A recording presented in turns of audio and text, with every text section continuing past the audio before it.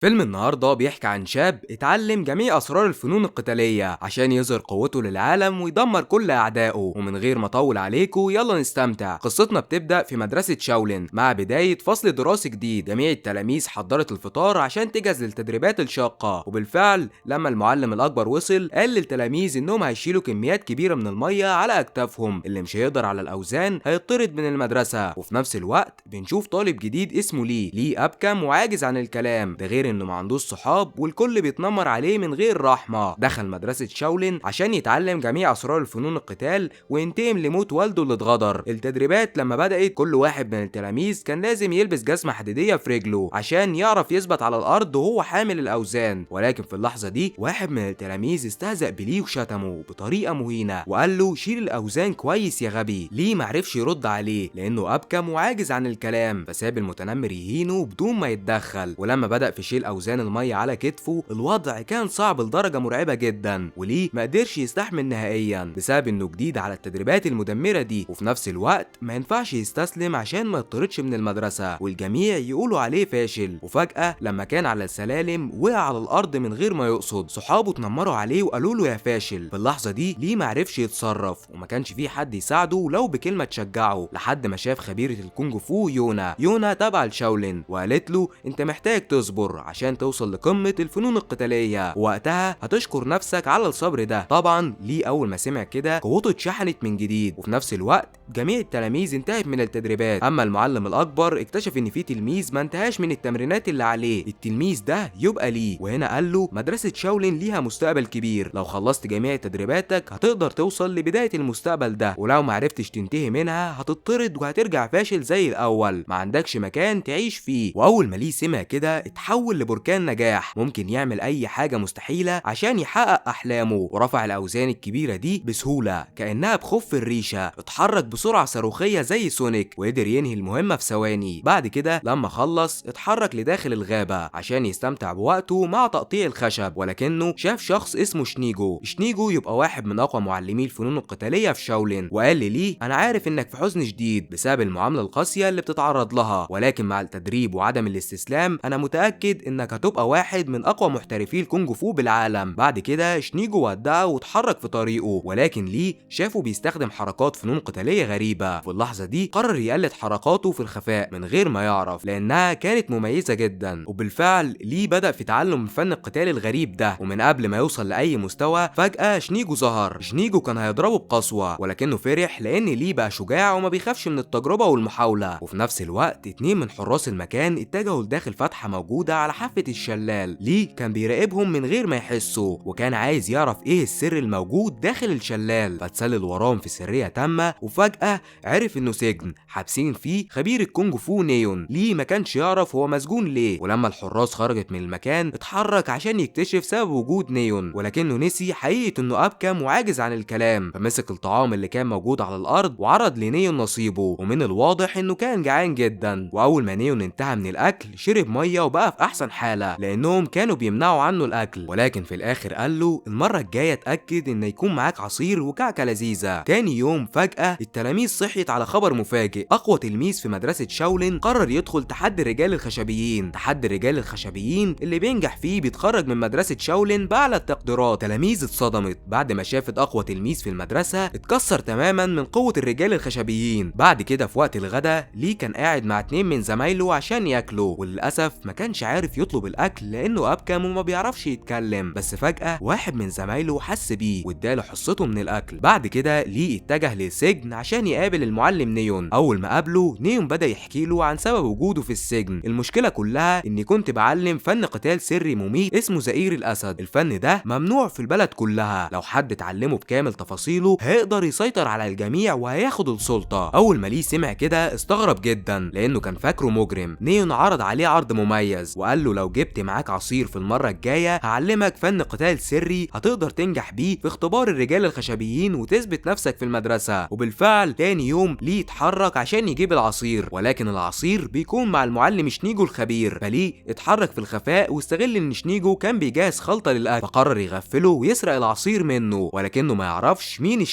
شنيجو ملهوش حل، ذكائه حاد زي التلسكوب ممكن يعد النجوم في ايام الاجازه. مسكه طحنه وعلمه الادب، ولكن بعد وبعد فترة شنيجو قلبه بقى طيب وقرر يكافئ ليه لانه بقى ينتهي من جميع مهماته، واداله هدية قيمة. واول ما اخد الهدية اتجه للمعلم نيون، ولكنه لما وصل اترعب جدا بسبب ان المعلم كان بيرتعش من شدة البرد القارس، فليه معرفش يتصرف ازاي لحد ما قرر يخلع ملابسه عشان يستخدمها للتدفئة. بالفعل المعلم نيون بدأ يفوق، وفي اللحظة دي عرف ان ليه قلبه طيب لانه كان خايف عليه، ونيون قرر انه ينفذ وعده ليه وقال له يجهز عشان هيتعلم اهم الحركات في الكونج فو. وبالفعل ليه اتحرك وبدأ ياخد التعليمات لكل حركة في الكونج فو، ومن الاول التدريبات كانت صعبة عليه، فنيون قال له التكرار بيعلم الشطار، وقال له تاني يوم ابقى اتدرب على كل حركة قلتها لك. بس لما تاني يوم جه ليه ما كانش هيعمل حاجة من اللي المعلم نيون قالها له، ولكنه في لحظة قرر يبقى وحش في التدريب، كل ما قوته تخلص يرجع من تاني بطريقة ملهاش حل، وبدأ يتعلم جميع الحركات اللي نيون عرفه عليها. وفي الاخر حصلت حاجة غريبة، معلمة كونج فو اسمها يونا رمت عليه طوبة، فليه قرر يتبعها، واول ما وقف قدامها بيعرف انها تبقى من اكبر معلمي فن الافعى القتالي، ولكن اسلوبها بيكون سري جدا. وهنا يونا عرضت تعلمه فن الافعى بالاسلوب السري، فليه فرح جدا ووافق. وبالفعل لما الاتنين وصلوا للساحة يونا قالت له لازم تكون خفيف زي الريشة، اتفرج وتعلم. وهنا بنشوف ان الارضية كلها كانت مليانة زيت، ولكن يونا صدمت ليه بخفة حركتها الاحترافية، وبعد ما خلصت وجه دوره اول ما حاول وقع على وشه زي العبيط، وكل ما يجرب من تاني يفشل، لدرجة انه اعترف انه مستحيل حد يتعلم الفن القتالي ده. في اللحظة دي يونا عرفته ان دايما البدايات بتبقى صعبة، بس قالت له اكيد مع المحاولة هتنجح وهيبقى عندك مهارات ملهاش مثيل. بعد كده لما ليه انتهى من التدريب واتحرك عشان يخلص مهماته اليومية، فجأة كان هيقع وهو شايل الاوزان، ولكنه عرف يوزن نفسه كأنه ريشة في الهواء، ودي كانت اشارة واضحة انه بدأ يتعلم اساليب الكونج فو السرية. ولما تاني يوم جه ليه اتدرب مع يونا على التوازن، وصدمها انه بقى محترف بشكل خرافي وسرعة ضرباته بقت زي الصاروخ. واول ما يونا شافت كده عرفت انه اتقدم في المستوى وبقى محترف لفن الافعى السري. بعد كده قابل المعلم نيون الخبير. نيون بدأ في تعليمه فن الاسد، فن الاسد القتالي سفاح، لو ليه يتعلمه هيقدر يعدي من الرجال الخشبيين، ووقتها هيعرف يتخرج من مدرسة شاولين. ولما يتخرج من مدرسة شاولين هيتحرك في رحلته للانتقام لموت والده. وبالفعل ليه اتدرب بكامل قوته لان الفن ده صعب بطريقة مجنونة، لدرجة انه لازم يتوازن على حافة الشلال، ولو خاف او اتهز في لحظة حياته هتنتهي في ثواني. ولكن مع الوقت ليه ما بقاش باقي على الدنيا، واخيرا قدر يتعلم الفن باحترافية تامة. في اللحظة دي قابل المعلم نيون وحاول يشكره، ولكن بسبب انه ابكى معاجز عن الكلام معرفش يقوله، بس لحسن الحظ نيون قدر يفهمه وكلفه بمهمة اخيرة هتكون الشكر بالنسبة له. المهمة انه هيسلم خاتم نادر جدا لرئيس عصابة في المدينة، وده هيحصل بعد ما ينتهي من اختبار الرجال الخشبيين. وبالفعل الوقت المرعب جه، ليه اتجه لكبار شاولين وجميع التلاميذ عشان يثبت قوته، وطلب بدخول الاختبار النهائي. واول ما دخل الغرفة كانت غريبة، مجموعة من الرجال الخشبيين المسلحين لازم يخلص عليهم، وللاسف لو معرفش يعملها مش هيتخرج وهيخيب ظن المعلم نيون فيه. اما في البداية بدأ في دراسة حركات اعدائه بحذر شديد، وهنا بتبان قوة ذكائه الحاد، ولكن الذكاء مش كل حاجة. الرجال الخشبيين حشروه زي الحشر على الارض، كانوا هيفرموه برجليهم، ما كانش فيه مخرج نهائيا. وفي جزء من الثانية ليه قرر انه لازم يحقق هدفه وينتهي من الاختبار عشان ينجح في حياته. ورغم كل الصعوبات اللي وقف في طريقه الا انه ما تهزش ولا اظهر ضعف، رجع من تاني زي الاسد وعمل اعصار هجومي بقبضات صاروخية تهز جيش كامل، خلص بيها على جميع المقاتلين اللي في طريقه، وبكده اثبت قوته للجميع. ولكنه لسه قدامه مغامرة غامضة بعد التخرج من المدرسة هيحارب فيها اخطر المقاتلين في العالم عشان ينتقم لموت والده. واول ما خرج من الغرفة قابل المعلم الاكبر. المعلم قال له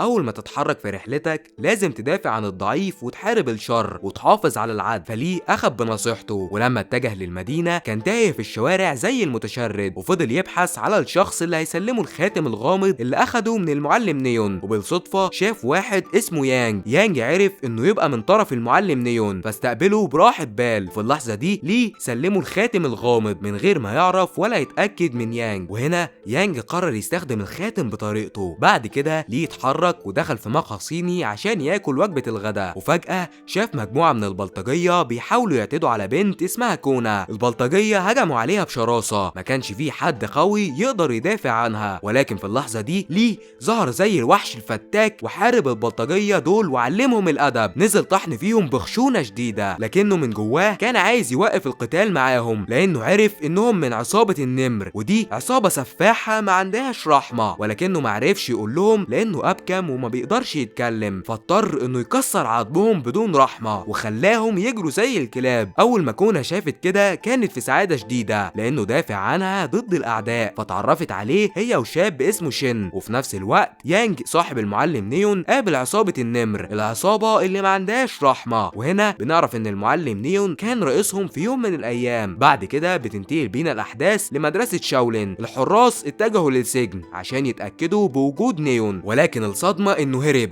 كسر جميع الاقفال في ثواني وطلع يجري زي الصاروخ. وفي طريقه قرر انه هيجمع جيش ملهوش حل عشان ينتقم من رهبان شاولين لانهم سجنوه وسرقوا فترة شبابه. وبالفعل لما نيون وصل للمدينة رجع للسلطة من تاني، وشاف مجموعة من اعدائه حاولت توقفه، فقرر يواجههم زي الاسد. وفي اول القتال المجموعة دي كانت فاكرة انه بقى ضعيف لانه فضل في السجن لفترة طويلة وما كانش بيتدرب على فنون القتال، ولكن المفاجأة انه رجع اقوى من الاول، بقى وحش عنيف بيكسر اي عدو في طريقه. واعدائه عرفوا ان السجن حوله وضاعف مهاراته لدرجة مجنونة. اما المعلم نيون فهو خلص عليهم كلهم بلمح البصر. ولما بالليل جه عصابة النمر الفتاكة طلعت على كونا الغلبانة في نص الليل عشان يخطفوها ويهددوا بقتلها، وللاسف بلطجية عصابة النمر اتكتروا عليها وبدون رحمة خطفوها. الخبر وصل للي وشين، ولي ما كانش يعرف هيعمل ايه لحد ما قرر انه لما الصبح يجي هيبحثوا عنها في كل مكان في البلد. ولكن تاني يوم في رحلة البحث شافوا المعلم نيون واقف لوحده زي الاسد قدام جيش كامل من رهبان شاولين المدمرين. طبعا رهبان شاولين اقوى محترفين كونج فو بالعالم، وده لانهم بيتدربوا اشد التدريبات المميتة. المعلم نيون عنده فن زئير الاسد القتالي، الفن ده خارق. يا ترى القدرة هتغلب الشجاعة؟ رهبان شاولين عملوا اعصار هجومي مميت، ولكن رغم الضغوطات نيون ما تهزش ليه رمش، صدمهم كلهم في ثواني. في اللحظة دي ليه ما كانش عارف هيحارب مع مين، لان نيون يبقى صديقه اللي علمه فنون القتال، ورهبان شاولين كان بيتدرب في مدرستهم، فقرر يخلي صاحبه شين يتدخل في القتال ويطلب المساعدة من رهبان شاولين عشان يغفلهم ويخلي نيون يهرب. وبالفعل الخطة نجحت، والمعلم نيون عرف يقابله من تاني، وفجأة اكتشف ان اخته اتخطفت، اخته تبقى كونا اللي ليه دافع عنها ضد عصابة النمر في المقهى. وبالليل لما اجتمعوا في بيت واحد من معارفهم القديمة عشان يتعشوا عنده، المعلم نيون شك لحظات ان الاكل فيه سم، ده غير انه شاف صاحب المكان بيحاول يتسلل في الخفاء، وفجأة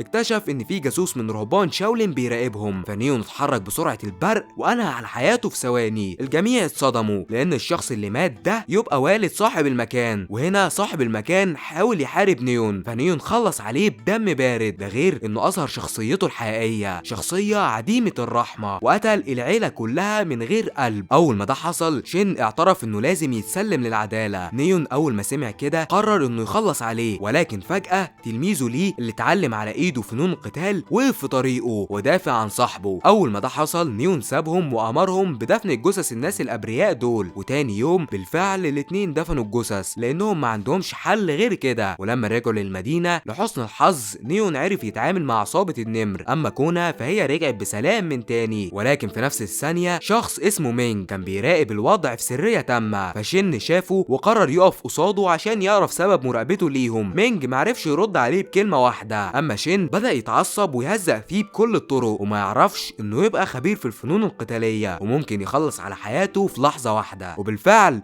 مينج انفجر من الغضب وقتله بخشونة، ومن الاول مسكه طحنه وكسره وخلاه يتمسح بيه الارض تماما. واول ما ليه شاف صديقه بيتضرب ما قدرش يشوفه وما يتدخلش عشان يدافع عنه، اتحول من شخص طيب لمقاتل فتاك عنده قوة مدمرة. ومن الاول مينج قدر يتفوق عليه لانه عنده خبرة كبيرة، ده غير ان ليه مرضيش يتعصب عليه وبدأ يدرس جميع حركاته. مينج اكتشف انه متخرج من مدرسة شاولين فاوقف القتال في ثواني، وقرر انه لازم يرجع من تاني عشان يغدر بيه. بالليل قبل ما ليه ينام بدأت ترجع له ذكريات من الماضي، عرف منها ان صديقه المعلم نيون اللي ساعده في السجن هو اللي قتل والده غدر. ولما تاني يوم جه نيون كان ماشي في الشارع وفي طريقه واحد من سكان المدينة قرر يتصداله زي الاسد عشان يدافع عن نفسه. اما نيون بقى طاغي وظالم لدرجة انه ما بقاش عنده قلب. وفي نفس الوقت ليه قرر يرجع لمدرسة شاولين من تاني عشان يقابل المعلم الاكبر ويحاول يعرف منه سبب دخول نيون الحقيقي للسجن. في اللحظة دي بترجع بينا الاحداث للماضي، وقت ما المعلم نيون كان شباب. نيون كان رئيس عصابة عصابة النمر واشتغل في اعمال التخريب والسرقة في المدينة. ولما رهبان شاولين مسكوه وسألوه عن ندمه قال لهم انا مش فارقة معايا ومش ندمان. فقرروا انهم يسجنوه عشان يحموا سكان المدينة من شره. ليه عرف حقيقة صديقه نيون الشرير وقرر انه ينتقم منه، ولكن في اللحظة دي ادرك ان قوته ما تتقارنش بقوة صديقه الخاين نيون. واول ما ده حصل واحد من رهبان شاولين اتدخل وعرف الاتنين ان فيه هجوم واعمال شغب في المدينة، وقريب نيون هيجمع جيشه وهيخلص على مدرسة شاولين. المعلم الاكبر لما سمع كده قرر يخاطر باهم شيء عنده، المخطوطة السرية، مخطوطة اقوى واخطر واندر فن قتالي بالعالم، فن اسمه فن القمع، وسلم المخطوطة بنفسه ليه. وبالفعل في بداية تعلم المخطوطة السرية اعتمدت على القوة وشراسة المتدرب. حرك الصخرة الضخمة دي بدراعه، ما كانش هيستحمل الضرر ولكنه بقى وحش فتاك يقدر يرفع 100 كيلو على ظهره. كل ده كان في البداية. وبعد فترة الراهب اللي كان بيعلمه المخطوطة السرية شاف ان في تقدم واضح في مستواه، فقرر يدخل ضده تحدي عشان يختبر قوته، ولكنه اتصدم ان ليه سيطر عليه في ثواني. وفي اللحظة دي عرف انه جاهز للملحمة النهائية. وبالفعل تاني يوم جميع رهبان شاولين اجتمعوا في ساحة المعركة، ولكن فجأة ظهر مينج اللي حارب ليه في المقهى. اول ما ليه شافه كان هيحاربه، ولكنه عرف انه يبقى من شاولين وهدفه يخلص على المعلم نيون الظالم. وفي اللحظة دي ظهر الشر بنفسه عديم الرحمة نيون. في الاول اتفاجئ لان تلميذه ليه وصديقه غدر بيه وهيحارب ضده مع رهبان شاولين. اما مينج فهو قرر يدخل الملحمة ضد نيون. ومن الاول فن زئير الاسد التابع لنيون ملهوش حل، ولكن مينج كان عامل حسابه ودرس جميع المضادات لفن زئير الاسد وبدأ انه يتفوق درجة بدرجة عليه. ولكن مهما قوته ازدادت المعلم نيون هيفضل عنده قوة خارقة خلص بيها عليه بسرعة البرق. الجميع اتصدموا ومعرفوش ازاي هيتفوقوا على الوحش ده. ليه وقف قدام الجميع واتكلم بأعلى صوته، وهنا بنكتشف انه مش ابكم وبيعرف يتكلم زي الناس، ولكنه كان بيمثل انه غبي وما بيعرفش يتكلم عشان يخدع الجميع، وبالذات نيون اللي قتل والده لما كان صغير وطول سنين حياته بيسعى لاجل الانتقام. اما دلوقتي جه الوقت يا نيون، اجهز للدمار الشامل. وبالفعل المواجهة بدأت. في الاول ليه كان حابس بركان غضب جواه انفجر بطريقة مجنونة ارعبت الكل. نيون شك في قدراته لحد ما قرر يظهر فن زئير الاسد بكامل قدراته. اول ما استخدمه الزئير خلى فيه تعادل للحظات، وده لان ليه طلع متعلم فن زئير الاسد في سرية تامة. نيون عرف انه اتغفل وممكن ينتهي في ثواني، فامر اقوى 2 من عصابة النمر تتدخل عشان تساعده. طبعا اول ما ليه شافهم عرف انهم ضعفاء جدا وملهمش لازمة. اما مقاتلي عصابة النمر كانوا فاكرين ان الكترة تغلب الشجاعة، ولكن حصل العكس. ليه مسح بالاتنين الارض